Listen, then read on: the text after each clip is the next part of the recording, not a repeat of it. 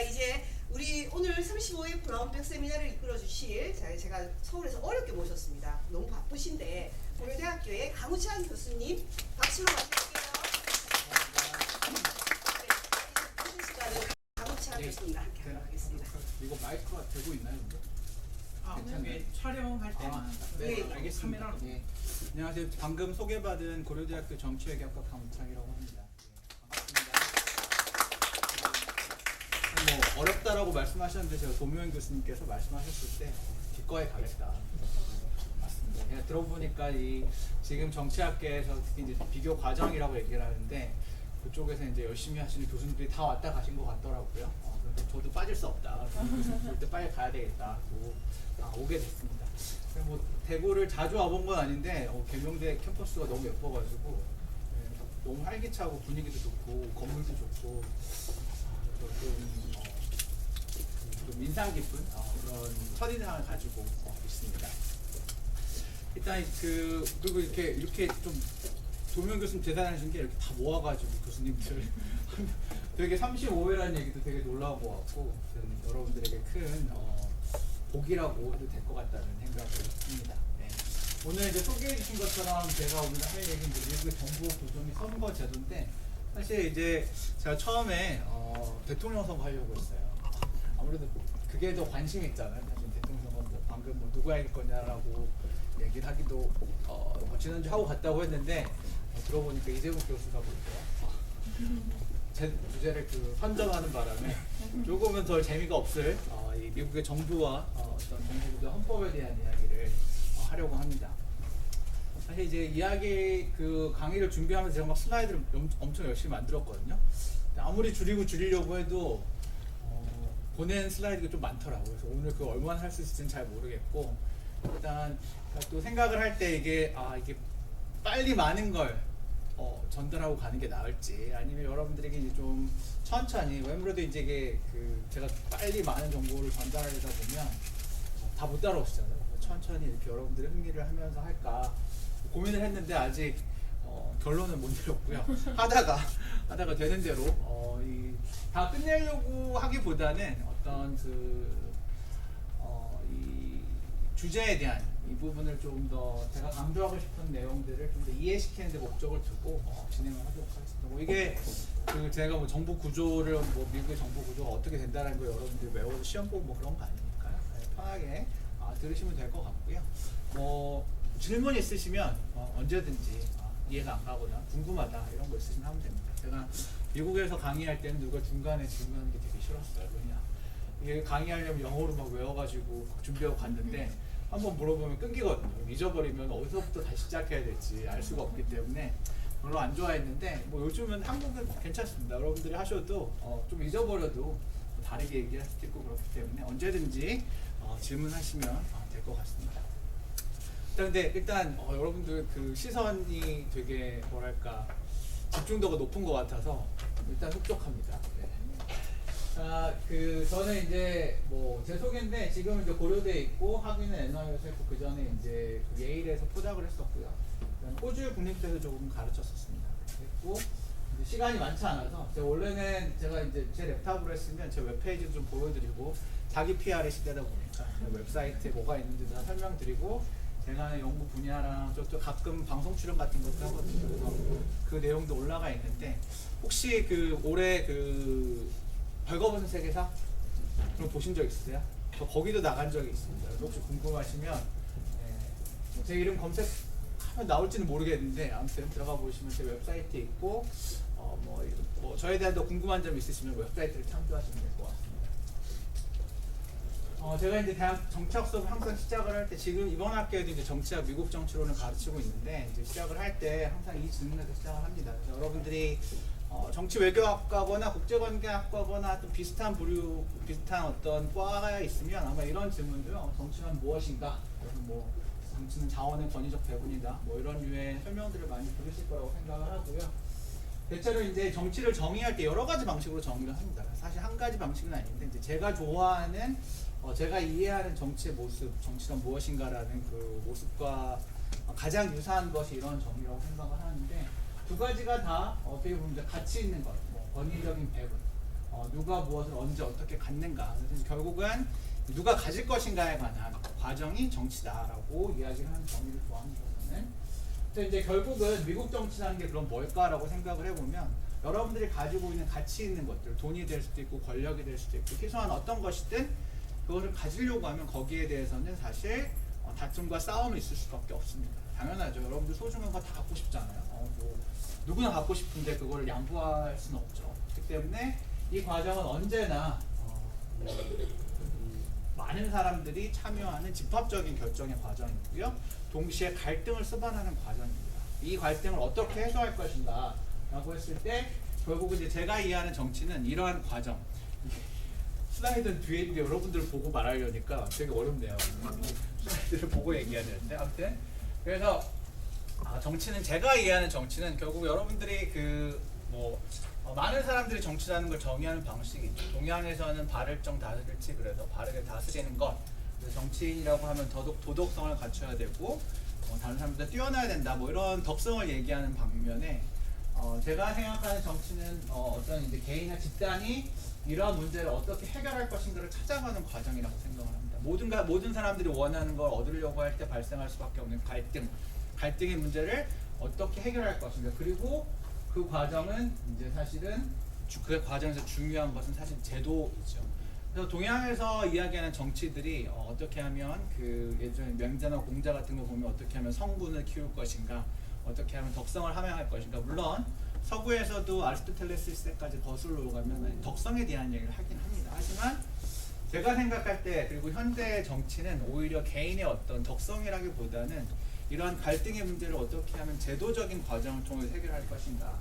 결국은 이 개인적으로 최선을 그러니까 여러분들 혹시 이제 이 집합적 죄수의 딜레마라는 거를 배우신 적이 있다면은 아마 이런 이야기들 들은 적이 있을 거예요. 개인적으로 최소한 그러니까 여러분들이 봤을 때 희소한 것을 놓고 싸움이 벌어지면 개인의 입장에서는 더 많이 얻는 게 가장 효율적인 최선의 과정인데 싸우다 보면 여러분들 싫어하는 전쟁이 일어날 수도 있고 혹은 이제 조금 더 이제 죄수의 딜레마 같은 경우는 뭐 여러 가지 상황에 적용이 되는데 사회적으로 가치 있는 것을 얻을 수 없는 상황에 도달하는 것들이 집합적인 의사결정의 문제라고 이야기합니다.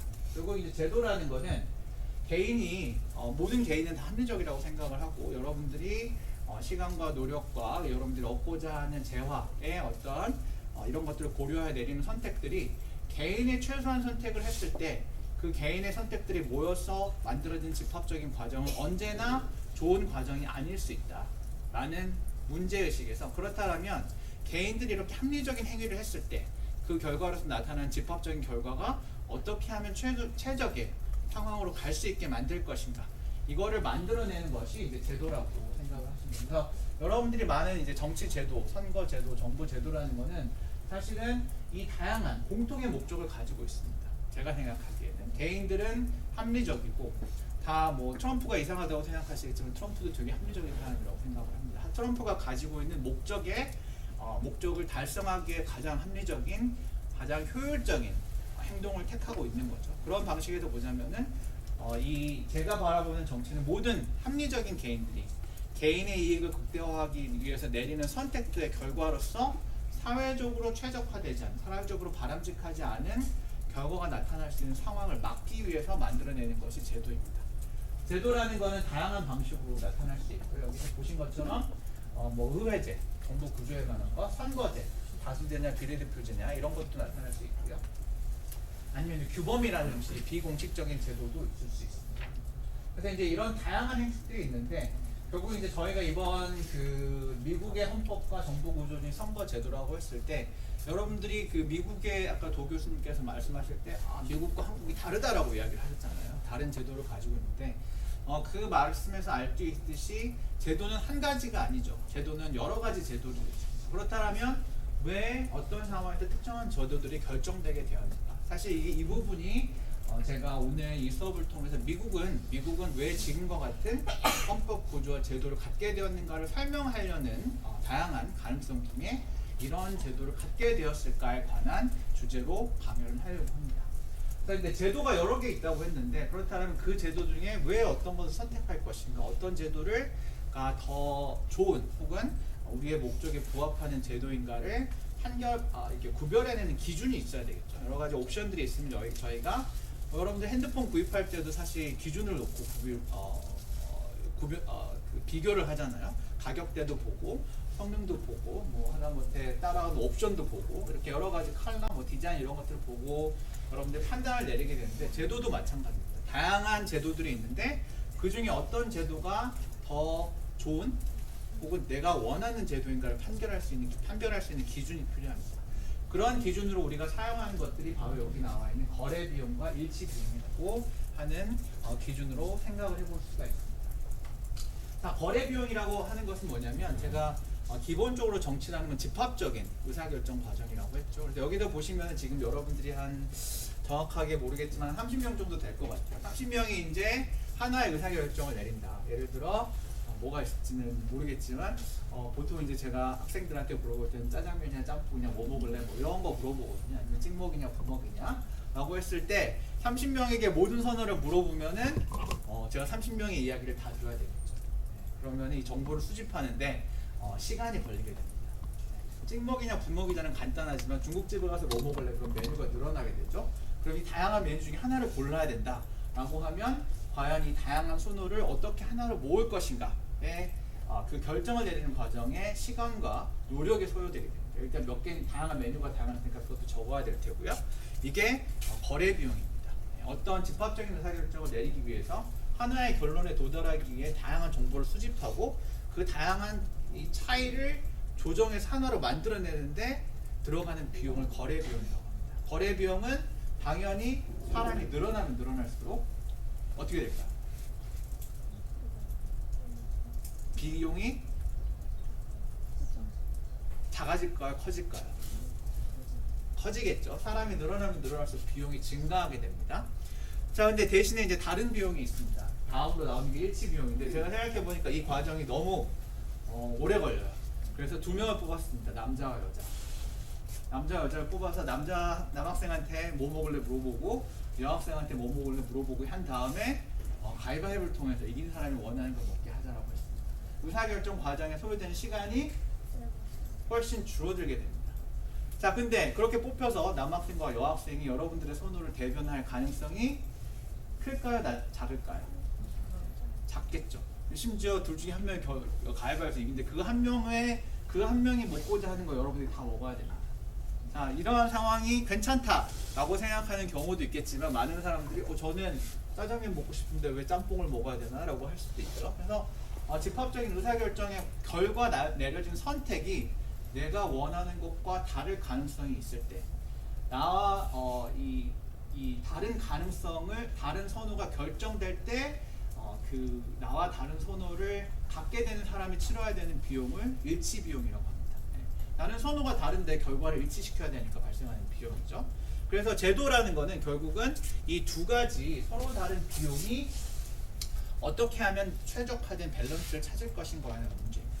이 이제 왜 최적화된 밸런스를 찾아야 되냐면 아까 제가 처음에 여러분들에게 다양한 선호를 물어볼 때는 결국은 최종적으로 나올 수 있는 선택은 하나지만 대신 어떻게 보면 이제 최적화된 그나마 가능한 많은 사람들의 선호, 예를 들어 이제 다수결의 원칙을 적용한다. 그럼 그래도 제가 무작위로 정하는 것보다는 더 많은 사람들의 선호를 반영할 수 있는 제도를 찾게 되겠죠. 그렇기 때문에 일치 비용은 상대적으로 낮다라고 얘기를 합니다.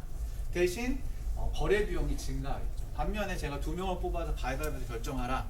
그러면 결정을 빨리 내릴 수 있지만 대신에 여러분들이 치셔야 될 일치 비용은 늘어나게 됩니다. 그게 바로 이제 상충 비용인데요. 거래 비용을 줄이고자 하는 결정 방식을 택하게 되면 일치 비용은 증가하게 되고 일치 비용을 줄이고자 하는 선택을 하게 되면 거래 비용이 늘어나게 됩니다. 그래서 이 제도들이 판별을 할 때 어떤 제도도 두 가지 비용이 동시에 낮은 제도는 없습니다. 여러분들이 생각을 할 때 그러면 우리는 어떤 제도를 택할 것인가는 결국 일치 비용과 거래 비용 중에 우리가 치러야 하는 비용은 어느 정도 나는 만약에 여러분들이 제도를 결정을 하는데 우리는 시간이 좀 오래 걸려도 가능한 많은 사람들의 선호를 반영할 수 있는 제도를 만들고 싶다라고 하면 이제 그런 제도를 만들어야 되고요. 반면에 좀 효율적이었으면 좋겠다. 이 선호를 반영하는 게 뭐가 중요하냐? 빨리, efficient하게 하는 제도를 만들고 싶다라고 하면 이제 그런 제도를 만들게 되죠. 한국의 제도는 그러면 어떤 제도일까요? 한국의 선거 제도를 생각해 볼까요? 다수대표제라고 이야기를 하죠. 다수대표제는 어떤 어떤 특징을 가지고 있을까요? 거래 비용이 높은 제도일까요? 낮은 제도일까요? 거래 비용. 소선거구제. 제가 말이 너무 빨랐나요? 한국의 선거제도. 그러니까 이 사람들이 여러분 투표는 했죠? 네. 저희 투표할 때 저희 한국의 선거제도가 소선거구제가 있고 비례대표제가 있는 거 혹시 아세요? 그렇죠. 두 가지 종류가 있습니다. 소선거구제는 어떻게 뽑는 거죠? 후보들이 와서 그 중에 가장 많은 표를 얻는 사람이 당선이 되는 제도고, 비례대표제는 이제 전국에 있는 모든 정당들이 받은 표를 득표율을 계산해서 의석을 할당하는 제도를 이제 비례대표제라고 합니다. 그렇죠? 소선거구제는 승자가 누구인지 쉽게 알 수 있을까요, 없을까요? 쉽게 알 수 있는 제도죠. 비례대표제를 하려면 일단 전국에 있는 모든 표를 합산을 해서 의석수를 계산을 한 다음에 여러분들 이제 최근에 그 준연동형 비례대표제 같은 경우는 도대체 몇 석이 가는지 한참 계산을 해봐야 알 수가 있습니다. 그렇죠?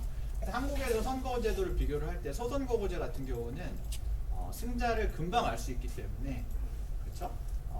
이 거래 비용이 낮은 제도이고, 대신에 일치 비용, 왜냐하면 이 한국에서 이제 50.1%만 득표를 해도 그 후보가 당선이 되잖아요. 그렇기 때문에 바꿔 말하면 49.9%는 내가 원하지 않는 후보를 보아야 돼. 사실 50%가 아니죠. 여기는 이제 다수대표제이기 때문에 어떤 경우에는 30%만 득표를 해도 후보가 당선이 되는 그런 제도이기 때문에 승자는 결정하기가 쉽지만 많은 사람들이 나와 다른 선호를 가진 후보가 당선되는 것을 보게 되는 그런 제도라고 볼 수가 있습니다. 그래서 한국의 소선거제는 이 거래 비용이 낮은 대신에 일치 비용은 높은 제도다라고 말을 할 수가 있을 것 같습니다. 자, 시간은 빨리 가고 저의 마음은 급한데, 그래서 이제 여기서 설명드리려고 하는 거는 결국은 이 문제 있잖아요. 어떤 제도가 좋은 제도인가, 이 고민을 식민지 미국을 건설하는 저희가 헌법을 위반한 사람을 프레이머라고, 이 헌법 위반자라고 말을 하는데, 헌법 위반자들이 했던 고민입니다. 여러분들이 헌법 위반자가 되었다고 생각을 이제부터 해보겠습니다. 여러분들이 이제 모여서, 그러니까 이게 그 미국 식민지 시기가 독특한 것이 뭐냐면, 예전에 한국도 삼국으로 나뉘어져 있었던 거는 알고 있겠죠? 네, 삼국 시대가 있었다는 건 알고 있습니다. 그렇죠? 신라와 백제와 고구려. 역시 아까도 몰라서 답을 안 한 건 아니군요. 그냥 답을 잘 안 하는 것일 뿐은. 네. 신라와 백제와 고구려가 있었는데 그때 어느 나라가 통일을 했죠? 신라가 통일을 했습니다. 그 신라는 통일한 다음에 통일신라가 됐죠. 왜냐? 이때는 백제와 고구려를 무력으로 정복을 했기 때문에 통일신라가 그냥 신라가 하고 싶은 대로 그냥 하면 되는 거였습니다. 근데 식민지 시대 미국이 건설한 미국은 이것과는 완전 다른 상황에 직면해 있었습니다. 왜 어떻게 다를까요? 자, 여러분들 미국이 식민지 시대가 있었다는 걸 혹시 알고 있나요? 13개 주가 있었다. 13개 주가 모여서 미국이란 나라를 건설했다. 이런 이야기는 알고 있겠죠? 네. 어떻게 다를까요? 통일신라가 만들어지는 과정과 식민지였던 이 13개 주가 모여서 미국을 건설하는 과정의 가장 큰 차이점은 뭘까요? 한국은 통일을 했는데 주들은 연방. 그렇죠. 왜 그랬을까요? 왜 통일을 안 하고 연방으로 했을까요? 이렇게 바꾸기 식민지는 그렇죠. 근데 이제 제가 드리려고자 했던 질문은 사실은 여기는 전쟁을 하지 않았습니다. 대부분의 경우 나라와 나라가 합쳐질 때는 전쟁을 통해서 강한 나라가 약한 나라를 무력으로 뭐라고 할까요? 무력으로 정복하는 경우, 그런 경우가 많죠. 근데 이 13개 주는 무력으로 어떤 큰 주가 작은 주를 무력으로 침략해서 빼앗거나 뭐 재산을 빼앗거나 이런 것이 아니고 합의에 의해서 우리가 모여야 되겠는데 어떻게 모일 것인가에 대한 합의를 통해서 만들어졌다는 점이 다른 경우와는 큰 차이점을 보입니다. 자, 합의를 하려면 어떻게 해야 될까요? 자, 여러분들이 합의를 한다라는 건 결국은 모든 사람들이 원하는 선호를 반영을 해야 합의가 되겠죠.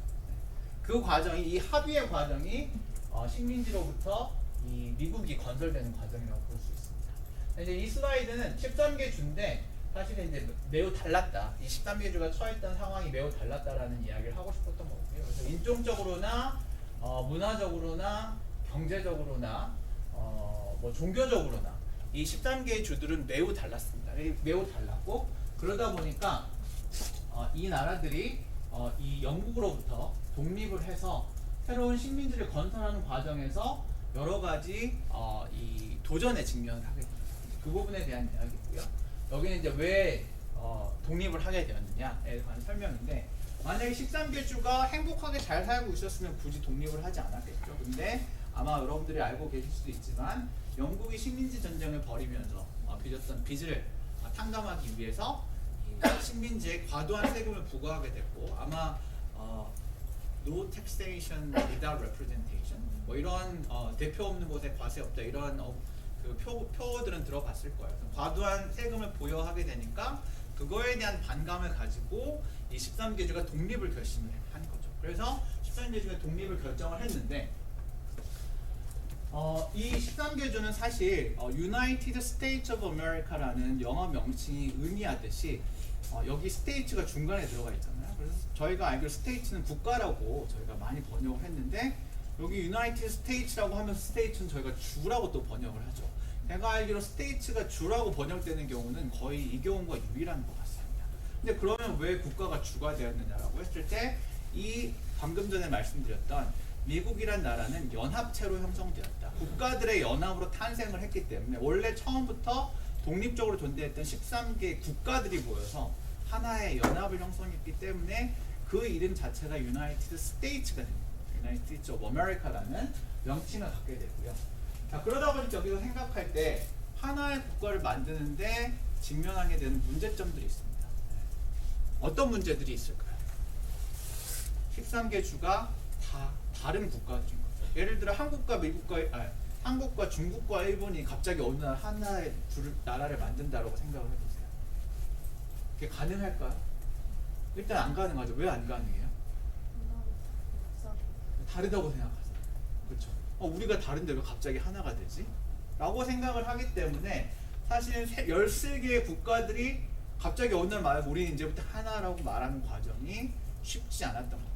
자, 그래서 이제 그러면 이제 국가, 13개 주가, 13개 국가가 하나의 집단으로 형성되기 위해서는 무엇이 필요한가? 라고 했을 때 사람들은 이런 이야기를 합니다. 첫 번째, 여러 개의 집단이 하나의 독립국가로 인정을 받기 위해서는 첫 번째가 있어야 될 것이 이 민족이라는 정체성입니다. 방금 우리가 서로 다르다라고 했는데 한국과 일본과 중국이 하나가 되려면 우리는 하나로 묶일 수 있어라는 뭔가의 근거가 필요합니다. 그러한 의식이 형성돼야만 하나로 묶일 수가 있는 거죠. 예를 들어 신라와 백제 고구려라고 했을 때 아마 신라와 백제가 고구려 시대 어땠는지는 모르겠지만 뭐 그래도 언어적인 동질성이 있었기 때문에 크게 어렵지 않았을 거고요. 문화적인 차이가 있었겠지만 그게 아마 통일신라라는 어떤 제도가 확산되면서 사라졌을 수도 있습니다. 그래서 이런 하나라는 의식을 형성하는 과정이 필요하다. 그리고 이제 네이션이라고 하는데 네이션이 사실 이제 민족이라고 했을 때 우리는 이제 한국은 민족이라는 게 좀 이해가 가는데 미국에 민족이 있나? 라고 생각이 들잖아요. 그러니까 민족이라는 게 사실 좀 애매하긴 한데 여기서 네이션후드라는 거는 우리는 하나의 민족이다라는 하나의 어떤 동일한 무언가를 가지고 있는 집단이라는 걸 공유하는 것이 필요합니다.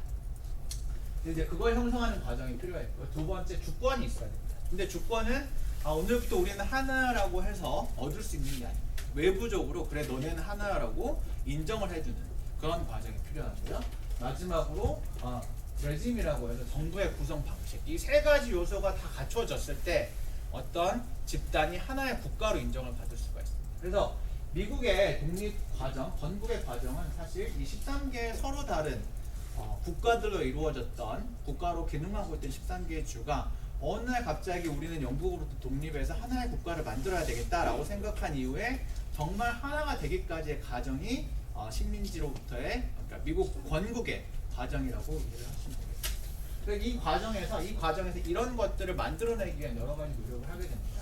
우선 첫 번째로 했던 것이 독립선언문인데요. 아마 천부인권이라는 말 아마 들어보셨겠죠. 그리고 독립선언서에 천부인권에 관한 노력이 나온다라는 이야기도 제가 이제 어렴풋이 예전 고등학교 때 배웠던 거를 이제 생각을 해보면 여기서부터 시작해서 프랑스 대혁명 얘기도 좀 나오고 요즘도 나오죠.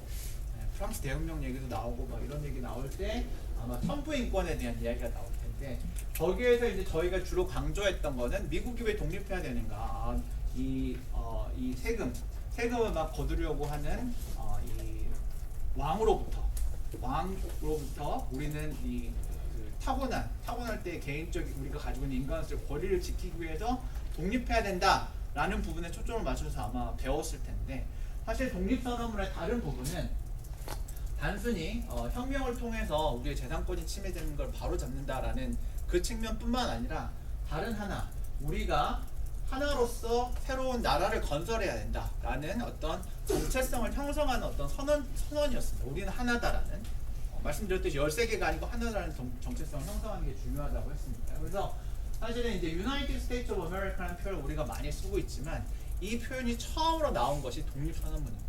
독립선언문을 통해서 Unanimous Declaration of the 13 United States of America라는 이야기가 나오고 보시면 여기서 한 가지 차이점이 저희는 지금 쓰고 있을 때 United은 대문자로 쓰잖아요. 대문자로 써 United States of America 하나의 어떤 고유명사로 사용을 하고 있는데 여기 보시면 13 United에서 United의 형용사입니다. 13개의 연합된 국가들 여기서 States of America만 대문자죠. 이게 반영하는 게 뭐냐면 이 당시까지만 해도 사람들은 이 식민지 사람들은 우리는 각자가 다 독립된 국가라고 생각을 했고 우리가 하나로 모여서 유나니머스한 뭔가를 만장일치적인 선언을 할 수 있는 그런 기구를 만들기로 독립선언문을 통해서 처음으로 합의를 했던 겁니다. 당연하겠죠. 또 영국과 맞서 싸워야 되는데 개별 국가들끼리는 어떻게 해볼 수가 없는 그러니까 우리가 하나로 뭉쳐가지고 영국과 싸워 나가자라는 독립선언을 통해서 정체성 하나의 집단으로서의 정체성을 형성하고자 했습니다. 자 그럼 왜 민족성의 형성이 중요한가 이런 이제 네이션후드를 형성하는 것이 중요한가라고 생각을 해보면 뭐 정책 안정성을 이루기 위한 기본적인 조건이죠. 여러분들이 일본의 식민지주의를 생각을 해보면 창씨개명이라든가 일본어 사용 등이 사실은 한국의 어떤 민족성을 말살하고 일본과 하나로 된 일본의 어떤 구성원으로서 만들기 위한 과정이었습니다. 그래서 어떤 그 서로 다른 정체성을 가지고 있는 두 집단이 만나서 하나가 되고자 할 때는 결국은 우리가 하나일 수밖에 없는 무언가를 만들어내기 위한 노력을 하게 됩니다. 그리고 이러한 과정에서 일제가 한국을 조선을 침탈했을 경우 같은 경우에는 일제기의 우선이니까 당연히 한국권은 조선권은 없애야 되는 방식으로 나타나는 거였는데 대신 반면에 United States of America는 이런 방식을 적용하지 않았습니다. 그렇죠? 다 동등하게 유지를 하면서 동시에 하나를 만들어야 되는 그런 과정이었던 거죠. 그러니까 훨씬 더 가능할까요? 힘들죠. 훨씬 더 어려운 과정이었습니다. 자 그리고 나서 이 어려운 과정을 실제로 그럼 어떻게 할 것인가 이제 구체적인 정부 구조를 만들기 위한 노력이 진행됩니다. 아까 이제 제가 독립국가가 되기 위한 것이 네이션후드와 스테이트와 레짐이라고 얘기를 했잖아요. 그럴 때 레짐에 관한 고민을 하게 된다. 우리가 이제 하나가 되기로 했는데 그럼 이제 새로운 국가는 어떤 방식으로 국가를 구성해야 될까? 대통령을 뽑을 것인가? 왕을 그대로 유지할 것인가? 국회의원은 뽑을까? 사법부는 어떻게 해야지? 이런 결정들을 내리는 것이 이제 헌법입니다. 한국 같은 경우는 사실 1945년 독립된 이후, 광복된 이후에 1948년에 저희가 그냥 어느 날 뚝딱뚝딱 이렇게 하나 만들었잖아요. 그렇죠? 그때 그리고 만들 때도 보면은 일부 뛰어난 학자들이 모여서 이제 알아서 잘 만들었던 그런 시기가 있었는데 미국 같은 경우는 이게 훨씬 더 어려웠습니다. 왜냐? 13개를 대표하는 나라들의 대표들이 모여서 그러니까 뭐 예를 들어 서울 대표, 제주도 대표, 대구 대표, 경북 대표가 모여가지고 자 어느 날 이제까지 우리는 각자가 독립된 국가였지만 이제는 하나가 되자라는 취지하에서 이제 그러면 공통의 우리 13명이 아니죠. 우리 그 13개 주에 공통적으로 적용되는 규칙을 만들어 보자라고 이야기를 하면서 시작을 한 거죠. 그런데 이제 그 첫 번째 시도가 여러분들은 아마 잘 모르실 거예요. 저도 미국 정치 공부하기 전까지는 미국의 헌법이 2개였어? 라고 몰랐던 사실인데 미국의 첫 번째 헌법은 이제 연합헌장 혹은 연합규약이라고 한국어로 번역되는 Articles of Confederation이라는 것이 있었습니다. 그리고 이 Articles of Confederation은 이제 사실상 이제 첫 번째 헌법이죠. 근데 저희가 알고 있는 1789년에 대체된 두 번째 헌법에 의해서 첫 번째 헌법은 대체가 됐습니다. 당연히 첫 번째가 안 좋으니까 두 번째로 대체가 됐겠죠. 첫 번째 헌법이 사실은 실패를 했습니다. 그리고 두 번째 헌법을 제정을 하게 됐는데 저희가 이제 여기서 이해할 것은 왜 첫 번째 헌법은 실패했을까에 대한 이야기를 잠깐 해보겠습니다. 자, 첫 번째 헌법은 이제 여기서 했을 때 13개 주가 이제 하나의 독립국가를 이루어야 된다고 얘기를 했는데 방금 전에 말씀드렸듯이 결국은 이 문제는 그 일치 비용과 거래 비용의 문제입니다. 처음 사람들을 모아놓고 하나로 되자라고 했더니 그 사람들이 우리는 왜 다른데 하나가 돼야 돼? 우리는 나의 고유한 어떤 제도, 고유한 것들을 포기하고 싶지 않다라고 했죠. 다 대부분 우리가 영국과 싸워야 되는데 효과적으로 싸우려면 강력한 정보가 필요할 것 같아. 군대도 13개 사람 줄을 모아가지고 군대도 해야 되고 보급도 해야 되고 효과적으로 싸우기 위해서 좀 더 효율적인 정보가 필요할 것 같긴 한데 동시에 나는 내가 가지고 있는 권한들 예를 들어 세금을 걷는 권한이 있겠죠.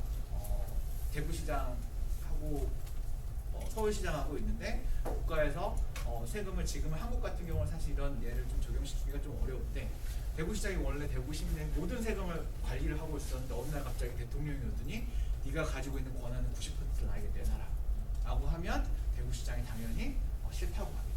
그런 상황이 13개 주가 만들어진 과정에서 적용이 됐습니다. 이 사람들이 처음에 이 시도를 했을 때는 이 영국과 효과적으로 싸우기 위해서 좀 더 효율적인 정부를 만들겠다라는 데는 동의를 했는데 하지만 동시에 우리가 가지고 있는 건 포기하기 싫다라고 생각을 했었습니다. 그래서 연합규약을 보면은 이 주권이라는 표현을 아까 썼는데 연합규약에는 2조에 명시가 되어 있습니다. 이 연합정부는 이제 13개 주가 모여서 만들어진 중앙정부는 우리를 대표하지 않는다. 우리의 주권은 여전히 각각의 주가 가지고 있는다라고 선언을 합니다. 그렇죠? 바꿔 말하면 중앙정부를 만들긴 했는데 이 중앙정부가 할 수 있는 일은 매우 제한적이었습니다. 여전히 군대를 모으고 징집을 하고 세금을 걷고 정부를 운영하는 기본적인 권한은 각각의 주정부 혹은 그 당시로는 국가의 정부들이 가지고 있었던 거죠. 자, 이런 상황에서 효과적으로 영국과 싸울 수 있었을까요? 당연히 영국과 싸울 수가 없었습니다. 왜냐? 군대는 있는데 이 군대를 운영하려면 각 주에 몇 명 보내주세요 라고 해서 보내주면 다행이고 안 보내줘도 어쩔 수가 없어요. 보내줄 때까지 계속 공문을 보내나? 그때는 공문도 없었을 테니까 사람을 보내는 거죠. 우리가 군대를 먹이려면 돈이 필요한데 돈 좀 보내주세요 라고 했는데 돈을 또 안 보내줘도 어떻게 할 수가 없습니다. 그러다 보니까 이 연합규약에 의해서 만들어진 정부는 사실은 매우 제한적인 역할을 하고 있었습니다. 그 이유는 뭐냐면 이 사람들은 만들기는 했지만 여전히 일치 비용을 치르기는 싫었던 그런 상황이었던 거죠. 그래서 결국은 여러 가지 문제점들이 있었는데 다 차치를 하고 저희가 빨리 헌법으로 넘어가야 되기 때문에 차치를 하고 결국은 그럼 이제 어떻게 이겼냐라고 얘기를 했더니 지금 보면은 프랑스 덕분이었다는 이야기가 많고요. 그러니까 사실은 식민지 연합군은 여러분들 이제 영화 옛날 제가 본 영화들은 다 여러분들은 보지 않을 옛날 영화일 것 같긴 한데 영화를 보면 막 워싱턴이 열심히 전략을 짜가지고 뭐 이런 승리를 거두는 장면도 나오고 그런 영화들이 있는데 그런 것도 어느 정도는 사실이라고 하긴 하더라고요. 그러니까 아무래도 워싱턴이 미국의 건국의 아버지 중에 한 명이라 그런지는 모르겠지만 워싱턴에 대해서는 다들 좋게 합니다. 그래서 좋게 이야기를 하고 워싱턴의 지도력에 대한 이야기를 하긴 하는데 그럼에도 불구하고 이제 이 되게 무능력했던 식민지 정부임에도 불구하고 승리를 거뒀던 거는 프랑스 덕분이었다는 이야기가 많은 설명을 하고 있는 것 같습니다. 그래서 일단은 이제 다행히 그런 무능력한 이 연방 정부임에도 불구하고 승리는 거뒀고요. 문제는 뭐냐면 이 문제가 전쟁이 끝난 이후에도 계속 지속이 된다는 거예요. 연방 정부는 있는데 세금을 못 걷고 그 다음에 이제 경제적인 상황 같은 것도 해외와의 교역도 사실은 무역을 하는 것도 13개 주의 주정부가 여전히 권한을 가지고 있었습니다. 그러니까 결국은 그 이후에 전쟁이 끝나고 나서 무능력한 정부라는 문제는 계속해서 남아 있었고 그러다 보니까 연합 규약만으로는 더 이상 미국이라는 나라를 유지할 수 없겠다. 그래서 우리는 연합 규약을 대체할 만한 새로운 이 헌법을 만들어야 되겠다. 그리고 그 방향은 연합 규약의 문제점이 뭐였냐면 우리가 일치 비용을 그러니까 그 연합 규약의 문제점이 뭐였냐면 정부가 무능력합니다. 의사결정 과정이 비효율적이었던 것이었기 때문에 새로운 정부는 더 효율적인 정부를 만들자. 지금보다는 더 많은 권한을 가지고 있는 중앙 정부를 만들어내자라고 그런 이제 공감대가 형성이 됐고 그런 공감대 하에서 사람들이 이제 모여서 필라델피아에 모이게 됩니다. 필라델피아에 모이게 됐고요. 이 사람들이 모였는데 이제 이 모였을 때 이제 그 몇 가지 이제 그 고려들을 하게 됩니다. 첫 번째 고려는 대표 없는 것에 과세 없다. 이게 이제 처음에 영국으로부터 독립을 할 때 이 사람들이 얻었던 교훈이기 때문에 앞으로 과세를 하는 권한은 누가 갖느냐라고 했을 때 시민들에 의해서 선출된. 처음 강조했던 것이 재산권은 천부인권이기 때문에 아무나 뺏어가면 안 되잖아요. 그럼 나의 고유한 권한을 뺏어가려면 동의를 받아야 된다라는 이 동의를 받는 절차가 필요하다는 데에 대해서는 합의가 있었습니다. 그래서 입법부가 조세권을 갖는다. 입법부는 시민들이 직접 선출한 국회의원들로 구성된 입법부만이 세금에 관한 세금을 얼마나 부여할 것에 관한 권한을 갖도록 한다라는 원칙이 있었고요. 두 번째는 아티클 오브 컨페더레이션 해보니까 지금 상태로는 안 되겠다. 우리가 어느 정도 손해를 감수하더라도 지금보다는 더 강한 정부가 필요하다. 그러니까 정부를 더 강하게 만들어야겠다는 목적이 있었습니다. 세 번째는 이제 tyranny of majority인데 여기서 이제 보면은 이 밀란에 대한 부분이 있었습니다. 그래서 지내다 보니까 그러니까 사람들로 하여금 동의에 의해서 정부를 형성한다고 했을 때 가장 우려가 되는 게 뭐였냐면 가난한 사람들이 더 많다는 것이었습니다. 당연하죠. 부라는 거는 일부에게 축적되어 있기 때문에 당장 봐도 부자가 하고 가난한 사람 중에 가난한 사람이 많잖아요. 근데 가난한 사람들에게 힘을 주면 가난한 사람은 어떻게 할 것 같아요? 네? 들고 일어나거나 적어도 재분배를 하자. 부자들의 것을 뺏어서.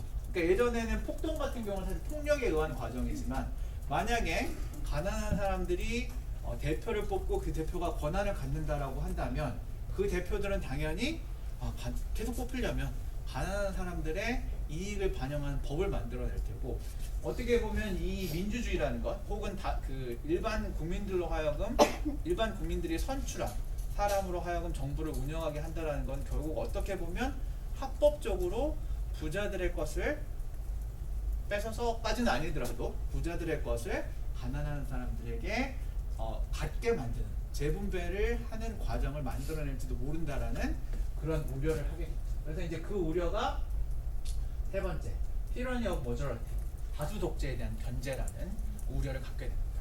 아마 이제 여러분들이 이제 저희가 의사결정을 할 때 사실 다수결을 선택하는 거 너무나 자연스럽잖아요. 그거 말고는 사실 의사결정을 하는 방식에서 따로 생각나는 게 없죠. 서로 의견을 다르면 어떻게 해야 돼요? 투표해서 더 많은 사람이 원하는 걸 하게 된다는 게 저희가 생각하는 다수결의 원칙인데 이 사람들이 고민했던 이유는 이 일반자들은 대부분 당연히 그 당시 엘리트들이었고 이 엘리트들은 부자들이었습니다. 현대적으로. 그러니까 그러다 보니까 독립은 했고 새로운 나라를 만들기로 했고 이념적으로 이상적으로 봤을 때 이 가난한 사람 일반 시민들의 의사를 반영한 체제를 만들기로 했는데 동시에 그러고 보니까 나는 가진 사람이고 저 사람들은 못 가진 사람이고 민주주의를 다수주의로 하면은 이 못 가진 사람들의 것을 뺏어가지 않을까. 되게 제가 좀 간단하게 원색적으로 얘기했지만 그런 고민을 하게 됐습니다. 그래서 이 사람들 필라델피아 제안 후에 모여서는 이 고민들을 이제 어떻게 할 것인가. 연합 연방의 문제를 효과적으로 해결할 수 있는 매듭을 만들어야 된다. 중앙정부에 더 많은 권한을 주자. 라는 방향에 동의를 했습니다. 근데 동시에 그러다가 일치 비용을 과도하게 부여되는 상황은 피하고 싶었던 거죠. 일치 비용은 다양한 양상으로 나타날 수 있는데 아까도 말했듯이 의사결정 과정을 효율적으로 하다 보면 그 와중에 내가 원하는 것과 다른 결론을 견뎌내야 하는 상황에 나올 수 있게 되는 거죠. 그 과정을 어떻게 할 것인가. 그러니까 그러니까 동시에 이 거래 비용을 줄여서 더 효과적인 더 효과적인 정보를 만들지만 동시에 내가 치러야 될, 우리가 치러야 될 일치 비용은 어느 정도가 적당할까에 대해서 사람들이 서로 다른 생각을 가지고 있었습니다. 그렇기 때문에 갈등이 발생한 거죠. 그 갈등을 해결하는 과정이 이 필라델피아에서 열렸던 제언회였습니다. 여기에 모였던 사람들은 말씀드렸듯이 13개 주에서 왔고요. 13개 주는 그 문화적인 배경, 크기, 산업기관이 다 달랐습니다. 바꿔 말하면 최종적인 정부의 목적이 어떻게 됐느냐에 따라서 그 주의 사람들의 손익이 달라지는 거예요. 손익 계산. 당연히 협의를 통해서 이걸 결정을 하기 때문에 각 주의 대표들은 내가 속한 주의 이익을 극대화할 수 있는 방향으로 결과를 만들어내고 싶었고요. 그리고 동시에 개인적인 차원에서는 이 사람들은 대표자였기 때문에 사회 엘리트였고 어떻게 보면 소수인 거죠. 사회적으로 소수인데 내가 개인적으로 가지고 있는 계급적인 이해관계에 비추어 봤을 때 내가 속한 계급이 너무나 큰 손해를 보지 않기를 원했습니다. 그러니까 이런 다양한 서로 충돌하는 그 고려 사항을 가지고 이 사람들이 만났고 이 과정을 통해서 이 다양한 그 갈등들을 해소하고자 했죠. 근데 당연히 여기에서 하나 모두가 합의할 수 있는 결론은 없습니다. 타협을 해야 된다. 누군가는 어느 정도는 포기를 해야 되고 무언가는 얻어내야 되고 무언가는 내줘야 하는 상황이었고 그러다 보니까 이 필라델피아 제언회는 3개월 동안 지속이 되게 됐어요. 3개월 동안 사람들이 무엇을 포기하고 무엇을 얻어낼 것인가에 대한 권한을 논의를 하게 됩니다. 그 중에 이제 이 타협의 과정으로서 지금의 어떤 헌법이 탄생을 하게 되는데 그 중에 이제 몇 가지만 이야기를 하도록 하겠습니다. 첫 번째, 정부의 권력 구조와 관련해서 그 당시 사람들이 고민했던 것은 공화정으로 할 것인가 민주정으로 할 것인가에 관한 문제였습니다. 당시에 이제 공화정과 민주정은 지금과는 좀 다른 언어로 쓰였는데 사실 지금의 언어로 보면 미국이 고민했던 것은 이 당시에 이제 그 프레이머들이 고민했던 것은 직접 민주주의를 할 것인가 대의 민주주의를 할 것인가에 대한 고민이었습니다. 이제 그 다수에 대한 우려를 하고 있었기 때문에 사실은 이 프레이머들은 직접 민주주의는 안 되겠다. 직접 민주주의라는 건 모든 다수의 의견이 직접적으로 반영되는 결과잖아요. 그러니까 직접 민주주의를 하게 되면 우리 것을 뺏길 수도 있겠구나. 이렇게 더 쉽게 뺏길 수도 있겠구나. 그러니까 이 직접 민주주의를 하면 안 되고 대의 민주주의를 하자. 그러니까 요즘 같은 상황은 사실 대의 민주주의 아닌 곳이 없잖아요. 대부분의 나라가 대의 민주주의를 하죠. 스위스 정도가 직접 민주주의를 한다라고 하지만 현대적인 관점에서 보면은 사실은 대의 민주주의밖에 대안이 없었습니다. 하지만 당시에는 많은 사람들이 직접 민주주의를 하자. 왜냐 대의 민주주의를 했을 때 이 발생할 수 있는 그 문제점, 대표를 만들어내는 과정에서 나의 의사가 그러니까 대표를 만든다는 결국 일반 개인의 입장에서 보면 뭔가를 포기하는 거야. 내가 나의 것을 포기할 결정할 수 있는 권한을 포기하는 거기 때문에 직접 민주에서 대의 민주주의를 가는 순간 일종의 컨퍼머티브 포스 일치 비용이 발생을 하게 됩니다. 많은 사람들이 그래서 직접 민주주의를 하기를 원했고 당시에 프레이머들은 직접 민주주의보다는 대의 민주주의가 낫다는 이야기를 하게 됩니다. 그래서 공화정이라고 했을 때는 직접 민주주의보다는 대의 민주주의를 하자는 내용의 설명을 하게 됐었고 이때 이제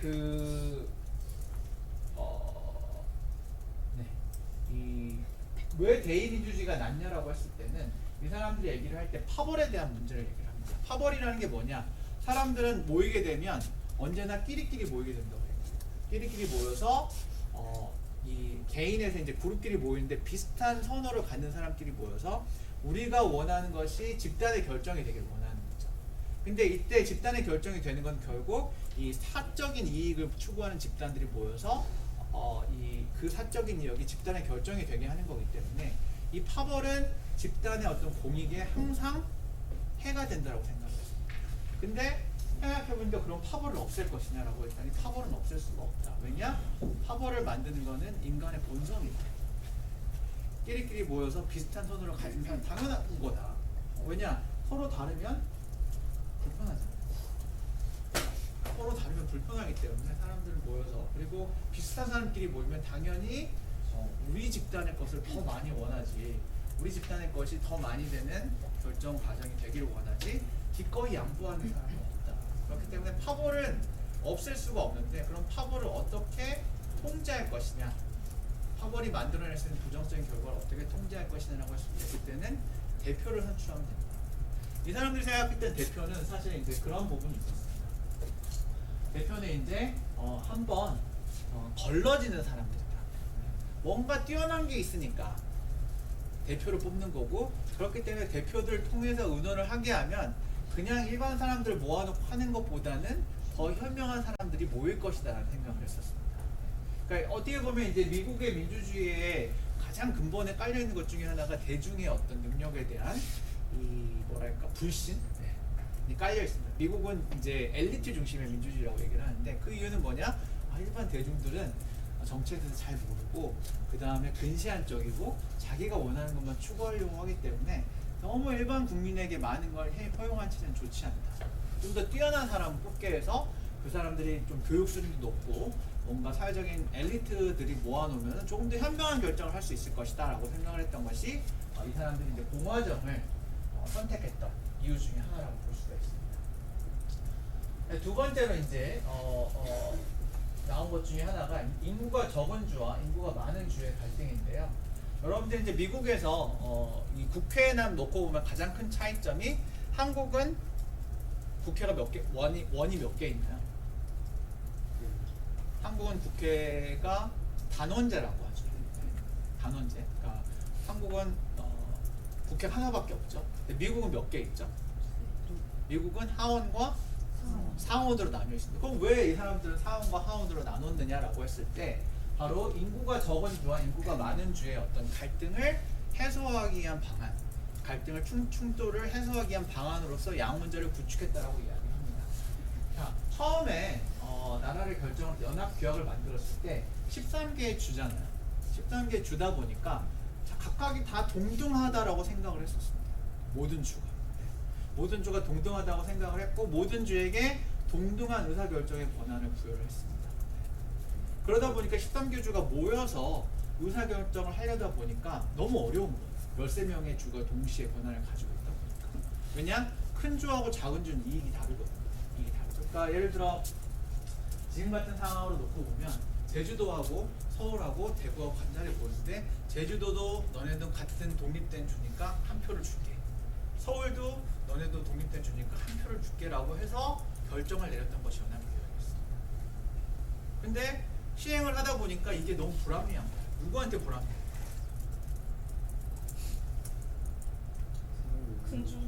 서울 사람들이나 대구도 마찬가지예요. 대구도 마찬가지죠. 제주도하고 대구하고 한 표다. 동등한 의사결정의 권한을 갖는다라고 하면 인구가 많은 주는 당연히 싫은 거죠. 그렇죠?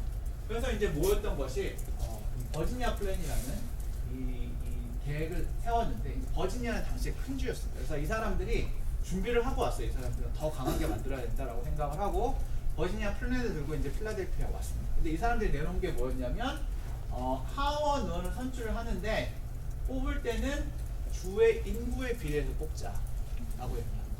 자, 그럼 주의 인구에 비례한다는 건 큰 주일수록 하원 의원 숫자가 더 많다는 거죠. 그리고 이 사람들이 모여서 연합정부를 구성하면 그 연합정부에서는 큰 주의 이익이 더 많이 반영될 수밖에 없는 체제였던 거예요. 그랬더니 작은 주 사람들은 그러면 가만히 있을까요? 가만히 안 있는 거죠. 자, 아까 말씀드렸듯이 만약에 이게 무력에 의한 정복 과정이었다. 그러면 큰 주에서 야 너네 인구도 적은 애들이 뭘 1대1로 하려고 그러라고 강제 진압을 할 수가 있었을 텐데, 여기는 지금 연합이잖아요. 그러니까 합의에 의해서 이 과정을 도출해야 되는데, 작은 주에서는 절대 인구 비례로 우리가 인구 비례에 따라서 하원 의원을 선출하는 결정을 받아들일 수가 없었던 겁니다. 그래서 그 타협점으로 찾아낸 것이 바로 하원과 상원의 의원을 그래서 얼마나 위대했는지 그레이트 컴프로마이즈라고 고유명사로 부르기도 합니다. 얼마나 중요한 일이었는지. 그래서 여기에서 이제 결정이 됩니다. 상원은 동등하게 모든 주가 2표씩 갖자, 2명씩 갖자. 그렇죠? 그러니까 동등한 겁니다. 반면에 하원은 인구 비례로 하원에서는 큰 주 사람들일수록 큰 주 출신, 큰 주면은 더 많은 의석을 비례하게 하자, 뽑도록 하자라고 타협을 하게 됩니다. 그러니까 큰 주와 왜 그러면은 상원과 하원이 서로 다른 방식으로 의원을 선출하게 되었느냐라고 하면은 이거는 이제 처음에 그 헌법 제정 과정에서 큰 주와 작은 주의 이익을 모두 반영할 수 있는 체제를 만들기 위하다 보니까 이제 서로 다른 순위를 만들게 됐다라고 설명을 할 수가 있습니다. 근데 이제 동시에 하원이 그래도 아무래도 이제 상원은 타협을 했지만 동시에 이 세금 및 예산과 관련된 법안은 상원에 더 큰 권한을 부여하자라고 얘기를 해서 하원과 하원 중에는 조금 더 하원에게 무게를 실어주긴 했습니다. 하지만은 기본적인 아이디어는 우리가 큰 주와 작은 주의 서로 다른 이익을 비교적 공평하게 만들어낼 수 있는 체제를 만들기 위해서 이와 같은 방식을 구성을 했습니다. 그 다음에 이제 또 하나의 문제, 다수 독재의 문제라는 것이 있는데 아까도 말씀드렸듯이 이제 공화정이 바로 대표를 선출하게 함으로써 이 일반 국민들이 가난한 사람들의 이익이 너무 많이 반영돼서 막자라는 이야기를 했는데 여전히 이 공화정만으로는 다수 독재의 문제를 해결하는 것이 좀 불안하다라고 생각을 했었어요. 그래서 그러면 이제 어떻게 보완을 할 것인가? 이 부분을 이제 여러 가지 방식으로 보완을 하는데 그 중에 하나가 하원의원과 상원의원과 대통령을 뽑을 때 다른 방식으로 뽑자. 자, 여러분들이 이제 선거라는 거를 보면은 선거가 당선되기 위한 사람들은 이 정치인들은 당선되는데 최대한의 목적을 가장 중요한 초점을 맞추기 때문에 이 나를 뽑아줄 사람들에게 이익을 주는 방향으로 행동을 하게 됩니다. 그게 기본적인 원칙이겠죠. 그게 이론적으로는. 자, 그럼 이제 하원은 결정을 할 때 사람들이 직접 뽑게 하자. 말씀드렸듯이 이 미국의 출발은 천부인권을 해당하는 것은 동의에 의해서만 다른 사람을 통제할 수 있게 했기 때문에 당연히 그러니까 그런 차원에서 하원은 직접적으로 내가 내 자산권을 뺏어가는 세금에 관한 권리를 하원에서 행사하는 걸 동의하겠다라는 과정을 포함시켜야 했습니다. 그래서 하원은 직접 선출. 근데 직접 선출하다 보니까 가난한 사람들의 이익이 너무 많이 반영될 것 같다. 그래서 상원은 직접 뽑지 말자. 상원은 직접 뽑지 말고 상원은 주의회에서 간접적으로 선출하게 하자라는 방식으로 처음에 결정을 하게 됩니다. 그러니까 한 번 뽑힌 사람은 좀 더 현명할 테니까 이 사람들이 모여서 간접적으로 상원을 선출하게 되면 그 사람은 일반 국민들이 뽑은 사람과는 다른 방식으로 행동을 하게 될 거라고 생각을 했다. 그리고 대통령 역시 다른 사람들이 선출하게 하는 겁니다. 그래서 처음에 헌법을 위반할 때는 하원은 매 2년마다 사람들이 직접 선출을 했고요. 상원은 6년마다 한 번씩 선출을 하는데 이 6년 MD를 갖도록 했죠. 그리고 간접 선출을 하게 했습니다. 선거인단 역시 간접적으로 선출을 하게 했습니다. 그래서 왜 처음에 이렇게 지금은 상원과 대통령 모두 직접 선출을 하게 하지만 처음 헌법을 만들었을 때 간접 선출을 하도록 했던 거는 말씀드렸듯이 tyranny of majority에 대한 우려 때문이었고요. 이렇게 이제 매 2년마다 하원은 2년마다 선출하게 하고 상원은 6년마다 선출하게 하고 대통령은 4년마다 선출하게 했는데 이렇게 임기를 다르게 해먹었을 때는 거짓된 효과 중에 하나가 뭔가 그 대중들이 혹하게 되는 이슈가 발생을 했을 때 하원은 빨리빨리 반영을 해야죠. 2년마다 선거가 있으니까 2년마다의 변화를 반영을 해야 되는데 상원은 이번 선거를 앞두고 뭔가가 발생을 했더라도 자기의 임기는 아직 4년이 더 남아있기 때문에 이 사람들은 대중의 변덕에 대중의 어떤 그 의견 변화에 너무 민감하게 할 필요가 없는 그런 구조를 만들기 위해서 상원은 6년마다 한 번씩 했다고 이야기합니다. 그러니까 이 tyranny of majority 오늘은 그러니까 말씀드렸듯이 대중에 대한 불신이 있습니다. 대중들이 오늘은 뭔가의 변덕에 의해서 세금을 많이 걷자 라고 했는데 내일은 지나고 세금을 너무 많이 걷었더니 내가 세금 내는 게 너무 싫은데 세금을 줄이자 막 이렇게 왔다 갔다 할 수 있잖아요. 이런 것처럼 이게 그럴 경우에 이제 정책의 불안정성이 높아지니까 이런 걸 막기 위해서 상원은 좀 더 현명하고 좀 더 긴 안목을 가지고 정책을 할 수 있는 사람들을 뽑자라고 해서 하원과 상원을 다르게 운영했습니다.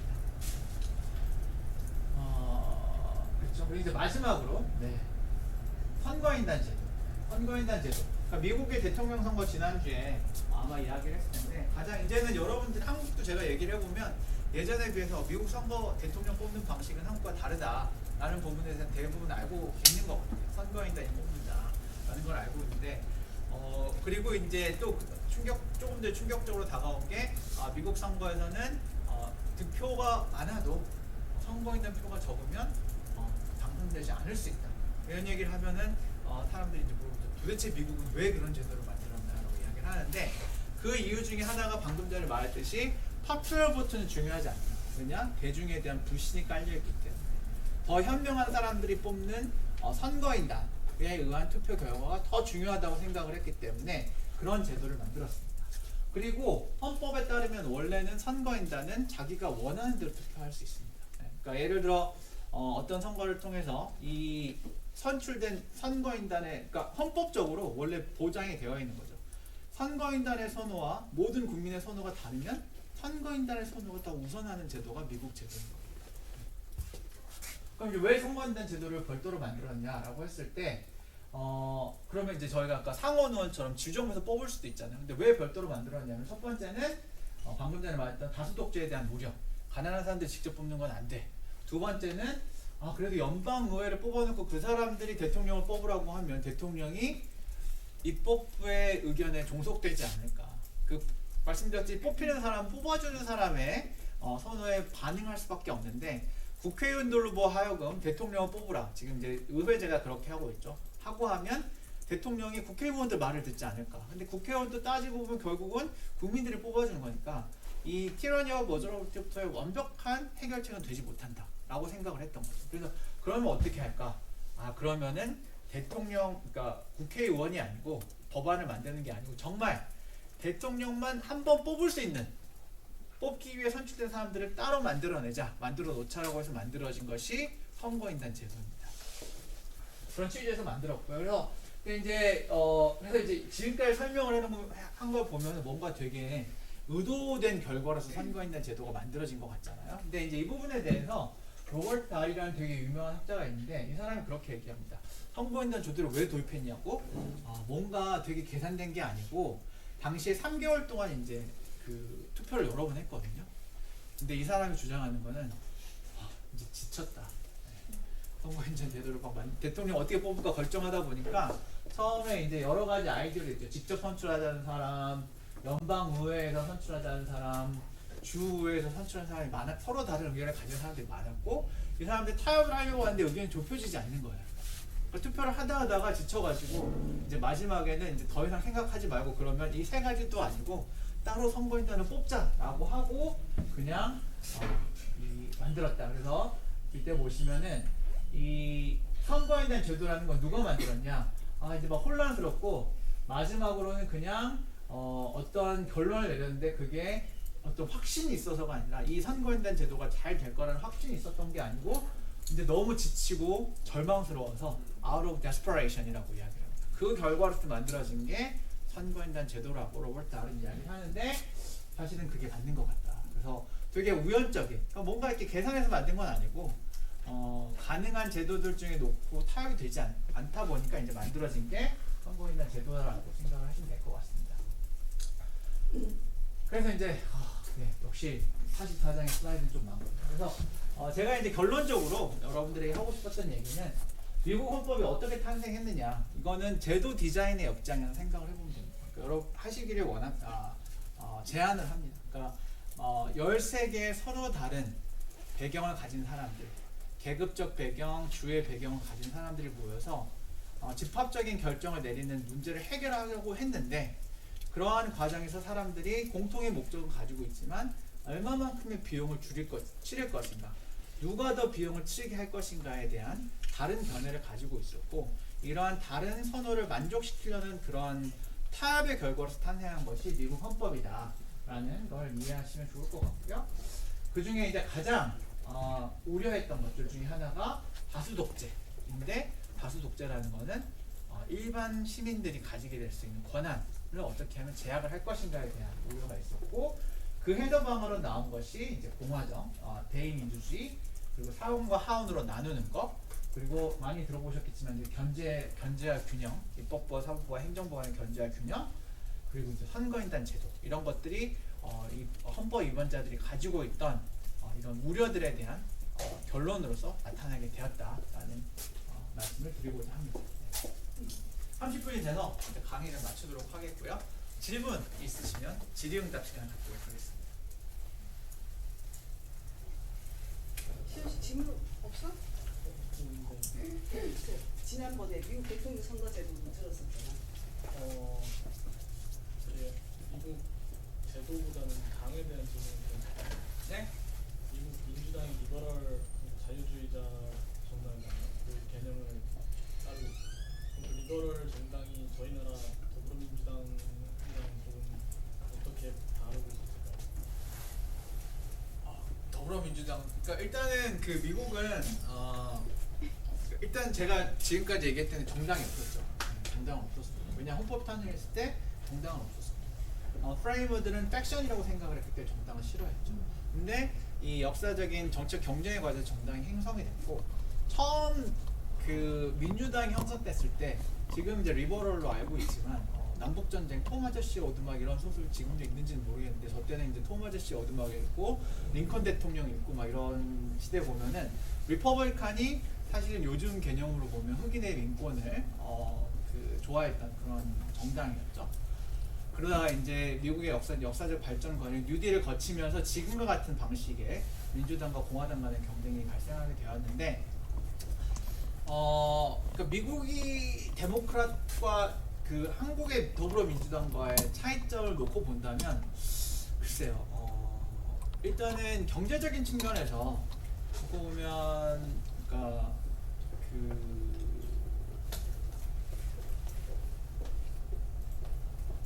비교가 쉽지는 않은 것 같아요. 근데 일단 뭐 한국의 맥락에선 민주당 같은 경우 민주당과 그 국민의힘의 경제적인 측면에서 좀 다른데 사실은 그 미국에서 민주당과 공화당이 보이는 경제적인 차이보다 한국에서 더불어민주당과 국민의힘이 보이는 차이가 좀 더 좁기는 하거든요. 그래서 대체로 이 성장보다는 복지 쪽에 초점을 맞추고 있다는 점은 좀 비슷한 것 같고요.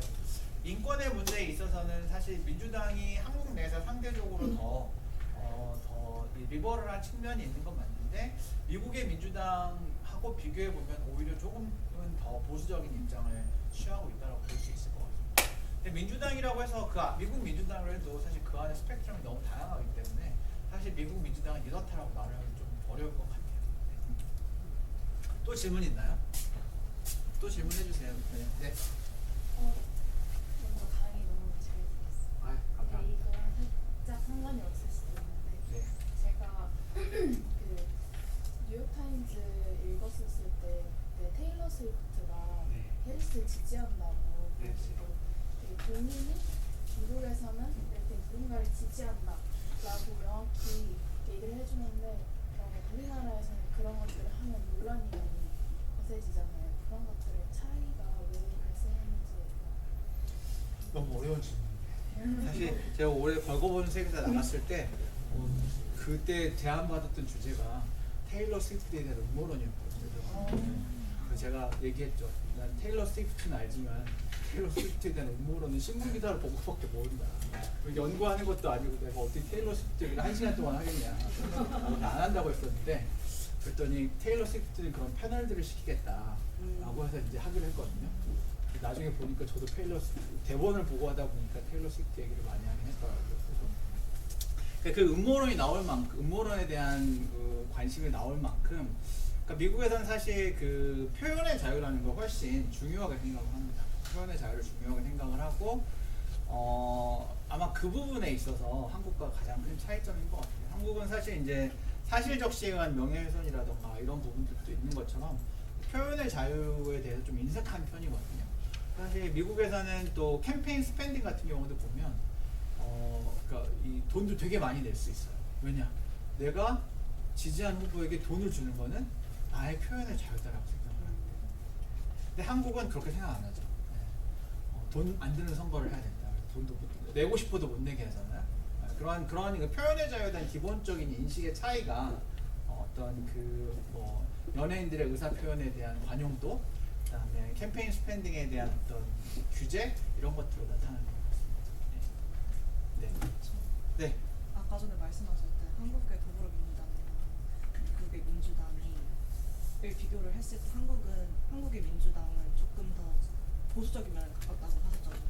근데 그게 한국이 미국에 비해서 인종적이거나 문화적으로 덜 다양하기 때문에 나타나는 현상인가요? 그럴 수 있다고 생각합니다. 네, 그럴 수 있다고 생각을 하고 그런 측면에서 이제 앞으로 그 이제 이민자가 늘어나고 만약에 인종적 구성 좀 다양해진다면은 아마 그 민주당이 가지고 있는 사회적인 측면에서 보수성도 조금은 그러니까 민주당이 바뀔 수도 있고 민주당을 대체하는 새로운 소수 정당들이 등장할 수도 있을 것 같다는 생각이 듭니다.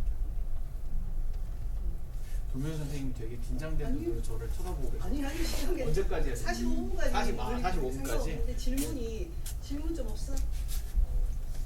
아니 제가 질문 드렸는데 아니 아까 전에 네. 수업을 제가 마치고 나왔는데 그 미국 선거제도를 얘기를 했잖아요. 우리 수업 시간에 얘기했잖아요. 작년 그러니까 텍사스주 선거인단이 38명이잖아요. 네. 텍사스주가 이제 공화당 지난 선거 때 트럼프였잖아요. 네. 학생들이 그러면 선거인단이 따로 투표를 하러 가잖아요. 네. 그 12월 달에 따로 가잖아요. 그러면은 우리가 이제 가르칠 때는 38명은 무조건 이제 가서 공화당을 찍어야 될 거 아니에요. 트럼프. 근데 선거인단 중에 그걸 그렇게 안 찍는 경우도 있느냐 학생이 그걸 물었었거든요. 네. 그리고 제가 이제 내려왔죠. 잘 됐다. 교수님한테 물어봐야겠다. 일단 있습니다. 있고요. 그러니까 일단 2016년 선거 같은 경우에 10명이 원래 그 선거인단에서 자기가 이제 그 선출된 후보와 다른 후보를 찍었죠. 그래서 이게 이제 아까 제가 잠깐 얘기했는데 헌법에는 헌법이 처음 만들어졌을 때는 선거인단에게 마음대로 찍을 수 있는 권리를 부여하고 있었습니다. 헌법에는 아직도 특별한 규정은 없어요. 찍으면 된다, 찍으면 안 된다는 규정은 없고 다만 제도 디자인 자체는 선거인단에게 자율성을 부여하는 방식으로 되어 있었는데 이제 중간에 이제 또 하나 이 방식의 영향을 바꾼 것이 정당의 등장입니다. 처음에는 선거인단을 뽑을 때는 그 주에서 알아서 뽑는 거였기 때문에 정당이 없었잖아요. 근데 나중에 정당이 생기면서 선거인단을 그러니까 이 정당이 선거인단을 먼저 선출을 합니다. 그리고 지금의 선거는 뭐냐면 공화당과 민주당원이 선거가 끝나기 전에 선거가 시작되기 전에 각 주에서 선거인단 명부를 제출을 하거든요. 주 선거관리위원회에. 그러면 선거에서 승리를 하게 되면 이 민주당이 승리한 주에서는 민주당이 제출한 선거인단 명부에 있는 사람들이 그 주를 대표하는 선거인단이 되게 됩니다. 그래서 이제 여기서 플랫지라는 개념이 나오는 거죠. 처음에 그러면은 누구를 이 선거인단으로 선출할 것인가? 선거인단이 되기 위해서 나는 기본적인 전제는 민주당이니까 당연히 민주당 후보를 찍겠다라고 하는 사람들이 민주당 선거인단이 되게 되잖아요.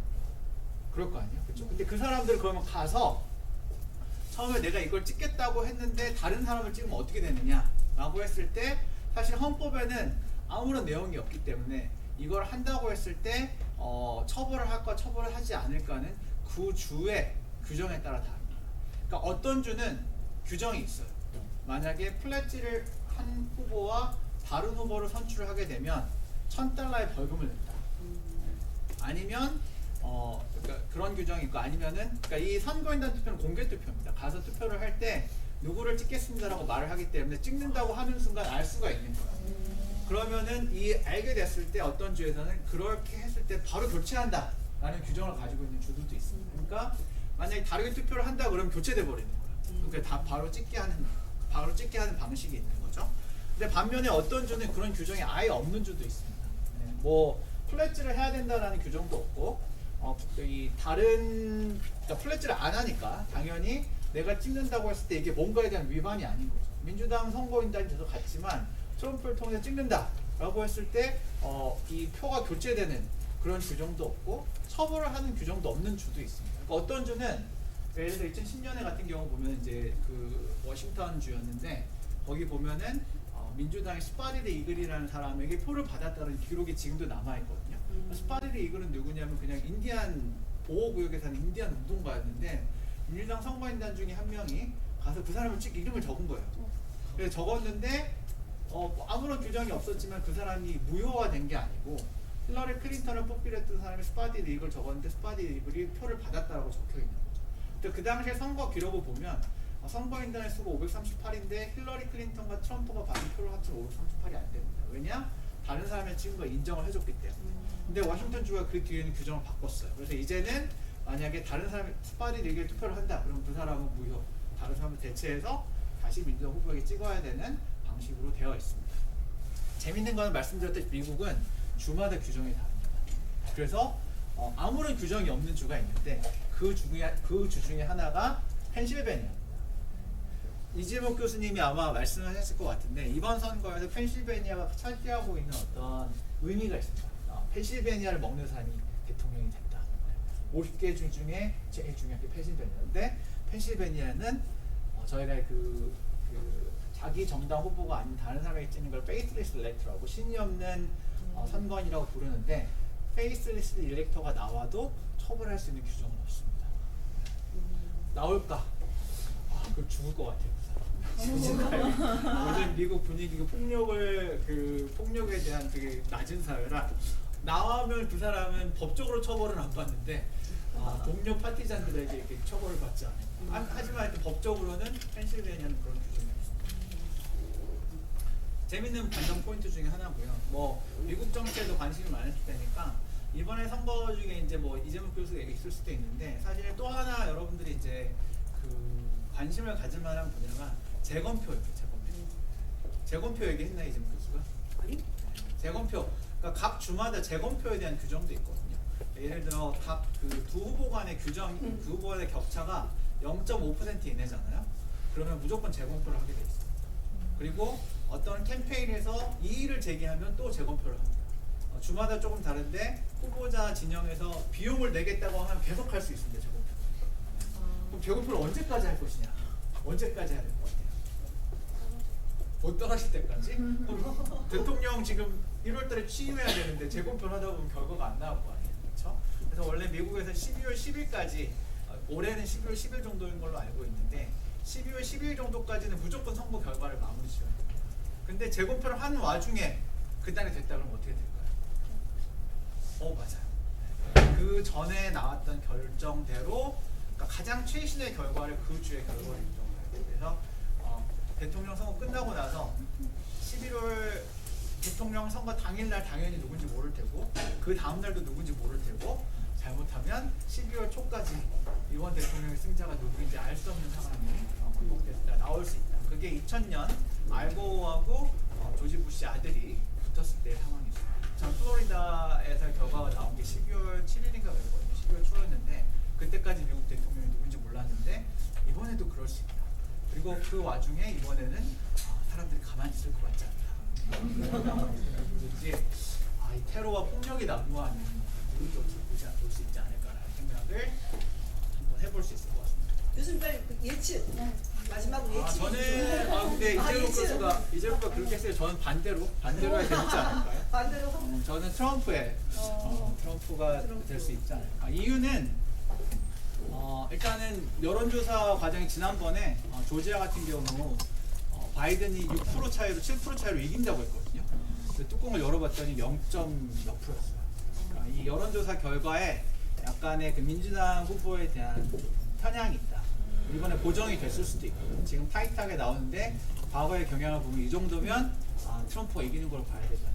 첫 번째. 두 번째는 카말라 해리스가 생각보다 매력이 없다. 계속 봐도 전당대회 때 괜찮았는데 그 뒤에 뭔가 이렇게 분위기를 이렇게 끌어나가면서 자꾸 분위기를 상승시켜야 되는데 그런 게 좀 생각보다 모자라지 않나 그런 생각이 있어서 트럼프 하겠습니다. 자, 우리 그러면 이제 어느 교수님 두 분 중에 어느 맞으시죠? 제가 만약에 한 교수님이 틀리게 되면 재미를 네. 재미보다는 매일 항의하도록 하겠습니다. 헬스가 되길 원하지만 재미를 위해서 네. 그렇게 얘기하도록 하겠습니다. 네. 자, 수고 많으셨습니다. 시간이 교수님 박수로 보내드릴게요.